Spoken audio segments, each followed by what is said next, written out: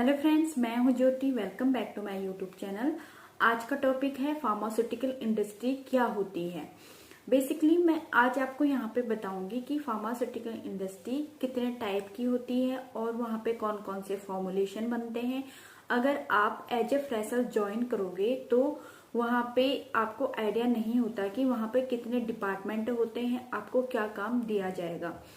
Basically ये उनके लिए भी है जो अभी कॉलेज कर रहे हैं और उसके बाद फार्मास्यूटिकल इंडस्ट्री ज्वाइन करेंगे। ठीक है, उनको ये भी आइडिया नहीं होता कि उनके क्वालिफिकेशन के अकॉर्डिंग उनको किस फील्ड पे जाना चाहिए, कौन सी उनको जॉब करनी चाहिए, कौन सा डिपार्टमेंट उनको चूज करना चाहिए। तो मैं आज यहाँ पे आपको डिपार्टमेंट भी बताऊंगी और आपको कौन से फील्ड में जाना चाहिए और कितने डिपार्टमेंट होते हैं फार्मास्यूटिकल इंडस्ट्रीज में, ये मैं आपको आज यहाँ पे क्लियर कर दूंगी। सबसे पहले मैं बात करूंगी कि मैं फ्रेशर के लिए बोल रही हूँ, बात करूंगी कि आपको ज्यादा से ज्यादा एमएनसी कंपनियां ही देखना स्टार्ट करो आप। ठीक है, बहुत सारे फ्रेशर और जूनियर्स होते हैं, पूछते हैं कि एमएनसी कंपनी क्या होती है। ये एमएनसी कंपनी होती है मल्टीनेशनल कंपनी। एक तो होती है हमारी जीएमपी सर्टिफाइड कंपनी, ठीक है, good manufacturing practice certified company. एक होती है डब्ल्यूएचओ सर्टिफाइड कंपनी और एक होती है एमएनसी कंपनी। ठीक है, आप अगर एमएनसी जैसे आप जो पहले मैंने बताया GMP certified company, GMP certified में जाओगे तो आपको सैलरी थोड़ा कम मिलती है। अगर डब्ल्यूएचओ में जाओगे थोड़ा उससे ठीक ठीक मिलती है। अगर आप एमएनसी कंपनियां में जाओगे तो यहाँ पे सैलरी भी अच्छी मिलती है।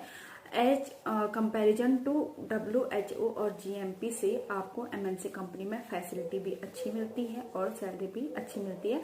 इसलिए मैं आपको बार बार बोलती हूँ कि आप सबसे पहले एमएनसी कंपनियां ही सर्च करो। ठीक है, अगर आपका चलो कोई नहीं एमएनसी कंपनी में नहीं हो पा रहा है तो ज्यादातर के लोकेशन में तो डब्ल्यूएचओ कंपनी ज्यादा होती है, एमएनसी कंपनियां होती नहीं है, मुश्किल से मिलती है।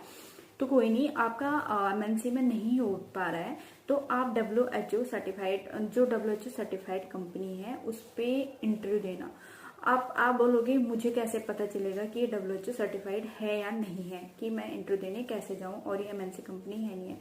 आपको जब आप इंटरव्यू देने जाओगे उससे पहले आपको कंपनी का नाम तो पता ही होगा कि आप कौन सी कंपनी में इंटरव्यू देने जा रहे हैं।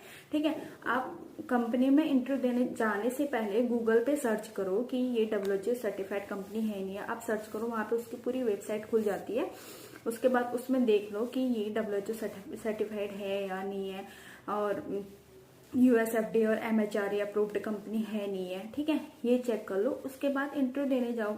ठीक है, अगर आप अच्छी कंपनियों में जाओगे, आपका सिलेक्शन पहले स्टार्टिंग में अच्छी कंपनी में हो जाएगा तो आपके बेस क्लियर होंगे। ठीक है, अगर आपके बेसिक्स जो है क्लियर होंगे तो आपका स्टार्टिंग भी अच्छा होगा, बिगनिंग अच्छी होगी तो लास्ट में अच्छा ही होगा ना, आपका फ्यूचर भी जो है बेस्ट होगा, आपके बेसिक्स भी क्लियर होंगे। ठीक है, ये तो मैंने बताया कि आपको किस कंपनी में जाना चाहिए, कैसे कैसे आपको सर्च करना चाहिए। अब आते हैं मेन पॉइंट पे कि फार्मास्यूटिकल कंपनी क्या होती है।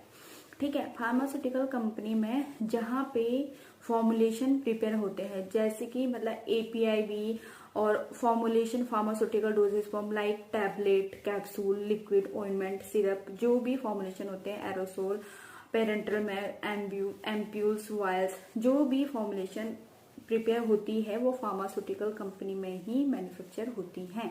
अब बात करते हैं pharmaceutical industry. Pharmaceutical industry mainly 2 types के फॉर्मुलेशन बनते हैं, मेन जैसे 2 टाइप्स के यूनिट होते हैं। First one is API and second one is pharmaceutical dosage form.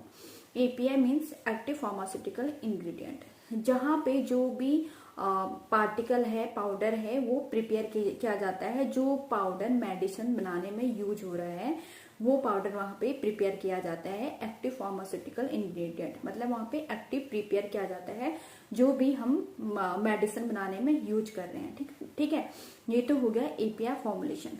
दूसरी चीज होगी हमारी pharmaceutical dosage form. Pharmaceutical dosage form में जो भी एपीआई है ना, वहां पे एपीआई जो भी बन रहा है वहां पे सिंथेसाइज होकर मेडिसिन बन रही है यहाँ पे, तो फार्मास्यूटिकल डोजेज फॉर्म में आ जाती है। Pharmaceutical dosage form like liquid dosage form, solid dosage form, semi solid dosage form, gases dosage form and parenteral preparation. तो liquid dosage form like emulsion, suspension, और solid dosage form like tablet, capsule, और semi solid dosage form like cream, ointment, and gases form aerosol, inhaler and parenteral, जो ampoules और vials जहाँ पे generally prepare किए जाते हैं। तो ये होगी फार्मास्यूटिकल डोसेज फॉर्म है। वो थी एपीआई, एक्टिव फार्मास्यूटिकल इंग्रेडिएंट, जहाँ पे मेनली एपीआई ही प्रिपेयर किया जाता है। ये तो मैंने आपको जनरल बता दिया फार्मास्यूटिकल इंडस्ट्री क्या होती है और कितने यूनिट्स होते हैं, क्या क्या फॉर्मुलेशन बनती है। अब आते हैं डिपार्टमेंट्स की बात कि फार्मास्यूटिकल इंडस्ट्री में कितने डिपार्टमेंट होते हैं। डिपार्टमेंट तो बहुत सारे होते हैं, तो मैं यहाँ पे एक एक डिपार्टमेंट अगर पूरा क्लियर करूंगी तो बहुत टाइम लग जाएगा, ठीक है। तो मैं यहाँ पे आपको बेसिक चीज बताऊंगी, मेन चीज बताऊंगी कि आपको समझ भी आ जाएगा कि किस डिपार्टमेंट का क्या काम होता है, और उसके अंदर जो किस चीज की जिसने उसकी क्वालिफिकेशन क्या है वो भी बताऊंगी आपको मैं इसके अंदर, और एज पर क्वालिफिकेशन उसको कौन से डिपार्टमेंट में जाना चाहिए ये मैं आपको यहाँ पे क्लियर कर दूंगी। बस थोड़ा थोड़ा बताऊंगी कि आपको समझ आ जाएगा। तो चलो आप डिपार्टमेंट से स्टार्ट करते हैं। अब मैंने यहाँ पे डिपार्टमेंट भी अलग अलग डिवाइड कर लिया है ताकि आपको इजीली समझ आए। मैंने यहाँ पे किया है core pharma and non core pharma, ठीक है। इसलिए मैंने ये इसलिए किया है कि इसमें क्या होता है, जो कोर फार्मा होता है वो डायरेक्टली रिस्पॉन्सिबल होते हैं प्रोडक्ट की क्वालिटी के लिए। मीन्स जिसका काम है प्रोडक्ट की मैन्युफैक्चरिंग करना, पैकिंग करना, जो डायरेक्टली कॉन्टेक्ट में आ रहे हैं मैन्युफैक्चरिंग में, मतलब प्रोडक्ट के कॉन्टेक्ट में आ रहे हैं, तो उसको हम कोर एरिया बोलते हैं। Like QA, QC, micro, production, engineering and R&D, F&D, ADL, ये डिपार्टमेंट क्या होते हैं ना, डायरेक्ट कांटेक्ट में आते हैं प्रोडक्ट की। और जो नॉन कोर एरिया वाले होते हैं वो डायरेक्ट कांटेक्ट में रिस्पॉन्सिबल नहीं होते हैं प्रोडक्ट की क्वालिटी को, मतलब उनका काम मैन्युफैक्चरिंग एंड पैकिंग करना नहीं होता है, तो ये रिस्पॉन्सिबल नहीं होते हैं प्रोडक्ट की क्वालिटी के लिए। इसमें कौन कौन से डिपार्टमेंट आते हैं, लाइक आपका HR and personal, admin, account, purchase department and IT department, ये सारे जितने भी होते हैं मैं आपको यहाँ पे दे दूंगी। तो ये सारे क्या होते हैं, नॉन कोर फार्मा में इन्वॉल्व होते हैं, इनका ये रिस्पॉन्सिबल नहीं होते हैं प्रोडक्ट की क्वालिटी के लिए। अब फर्स्ट स्टार्ट करते हैं कोर फार्मा से। फर्स्ट आता है प्रोडक्शन डिपार्टमेंट, ठीक है। प्रोडक्शन डिपार्टमेंट में प्रोडक्ट की मैन्युफैक्चरिंग से लेके फिनिश गुड्स तक प्रोडक्शन का काम होता है। As per pre approved specification and instruction होंगी उनकी, तो उनके अकॉर्डिंग ही प्रोडक्शन का काम होता है फिनिश गुड देना। मैन्युफैक्चरिंग से लेके फिनिश गुड तक जो है प्रोडक्शन का काम होता है। तो इसमें प्रोडक्शन के लिए qualification B pharma and M pharma चाहिए होती है, की रिक्वायरमेंट होती है। एंड सम कंपनीज में BSc एंड MSc दोनों को भी प्रेफर किया जाता है। ये हो गया प्रोडक्शन डिपार्टमेंट। अब सेकेंड आता है QA department, quality assurance department. इनका काम होता है प्रोसेस को वेरीफाई करना, मतलब कि जो प्रोडक्शन डिपार्टमेंट काम कर रहा है उसका वो अकॉर्डिंग टू SOP और गाइडलाइन के अकॉर्डिंग कर रहे हैं या नहीं कर रहे हैं, उसको वेरीफाई करना क्वालिटी एश्योरेंस का काम होता है। और क्वालिटी एश्योरेंस का काम ये भी होता है कि प्रोडक्ट की क्वालिटी को इंश्योर करना कि प्रोडक्ट हमारा सेफ बने एंड कंसिस्टेंट स्टैंडर्ड के साथ बने, ठीक है। क्योंकि जो भी हमारा अगर प्रोडक्ट की क्वालिटी अच्छी होगी तो पेशेंट को भी उसका जो है 100% इफेक्ट आएगा। अगर हमारी प्रोडक्ट की क्वालिटी खराब होगी, ठीक है, उसमें अगर मॉइस्चर आ गया या उसमें टैबलेट ब्रोकन होगी टैबलेट की, तो उसमें क्या होगा कि प्रोडक्ट की क्वालिटी भी अफेक्ट पड़ेगा। तो QA वालों का काम क्या होता है, वेरीफाई करना एंड प्रोडक्ट की क्वालिटी को इंश्योर करना। तो यहाँ पे qualification B pharm and M pharm requirement होती है ज्यादा कंपनी में, और सम कंपनी में BSc एंड MSc दोनों को प्रेफर किया जाता है। थर्ड वन है QC डिपार्टमेंट। QC डिपार्टमेंट का काम होता है क्वालिटी एश्योरेंस। इसका काम होता है टेस्टिंग करना रॉ मटेरियल की as well as finish product की, जो भी उनकी स्पेसिफिकेशन होंगी और अप्रूव्ड स्पेसिफिकेशन होंगी उसके अकॉर्डिंग ही, ठीक है। और इसमें क्वालिफिकेशन वही same B pharma, M pharma और सम कंपनी में BSc MSc प्रेफर किया जाता है। फोर्थ है मैक्रो डिपार्टमेंट।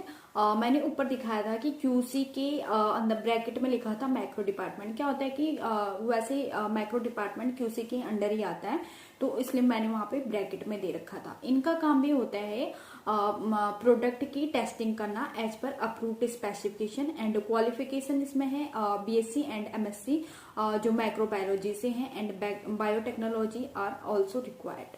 फिफ्थ है स्टोर डिपार्टमेंट। स्टोर डिपार्टमेंट का काम होता है कि जो भी रॉ मटेरियल आ रहा है और पैकिंग मटेरियल आ रहा है उसकी रिसीविंग करना और उसको स्टोर करना और उसकी डिस्पेंसिंग करना, ये हमारा स्टोर डिपार्टमेंट का काम होता है।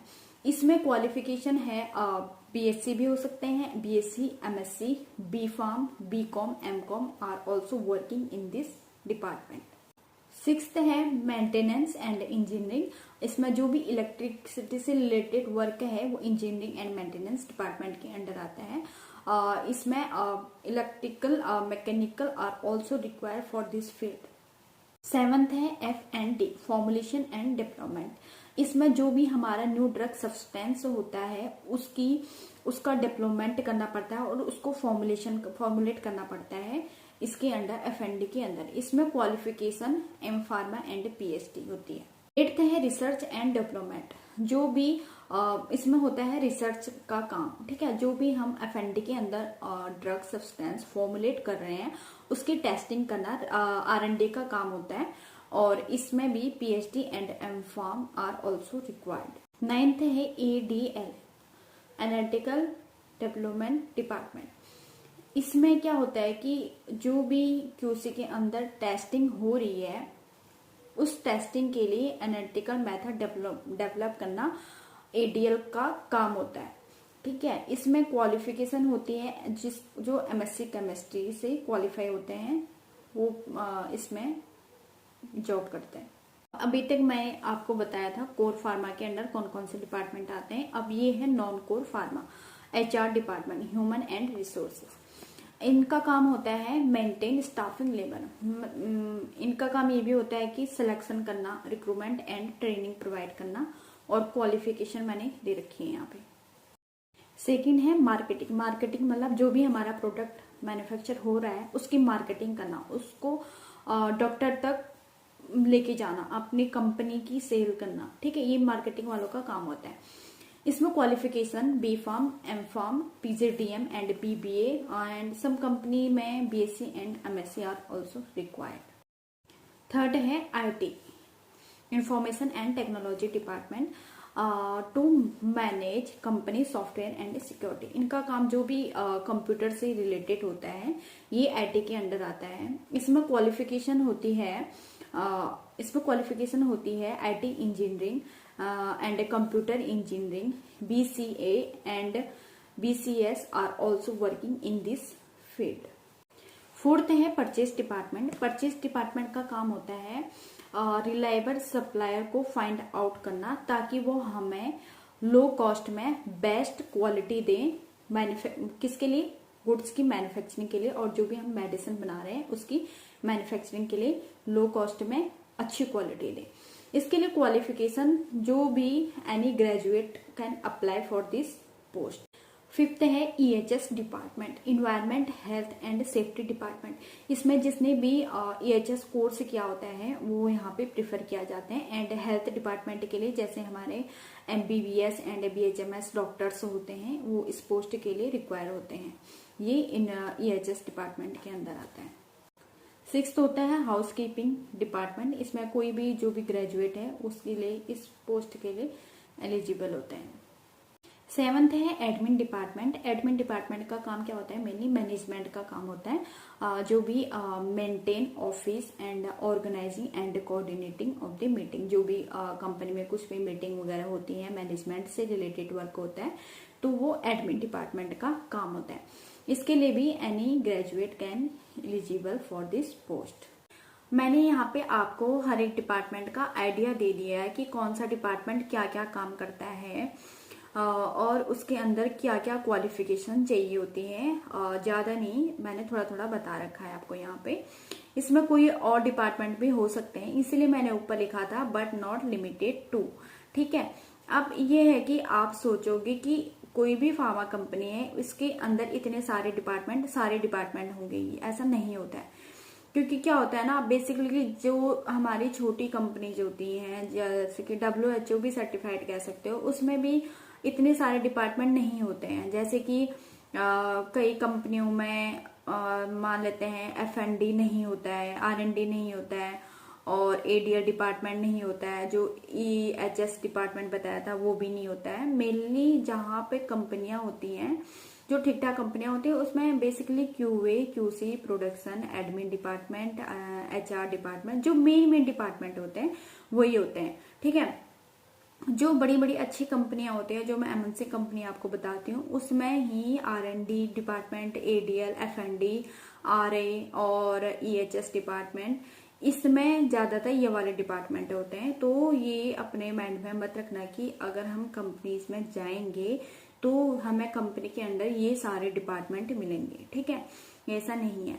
तो आपको पता चल गया होगा कि कंपनी के अंदर अगर हमें फार्मास्यूटिकल इंडस्ट्री के अंदर काम करना है तो वहाँ पे कौन कौन से डिपार्टमेंट होते हैं, आपने जो भी क्वालिफिकेशन करी है उसके अकॉर्डिंग आपको किस फील्ड में जाना चाहिए और कौन से डिपार्टमेंट का क्या काम होता है, ये आपको ज्यादा नहीं थोड़ी थोड़ी नॉलेज मिल गई होगी। आई होप आपको वीडियो अच्छा लगा हो। अगर आपको वीडियो अच्छी लगी तो guys please like share and subscribe my channel. Thank you so much.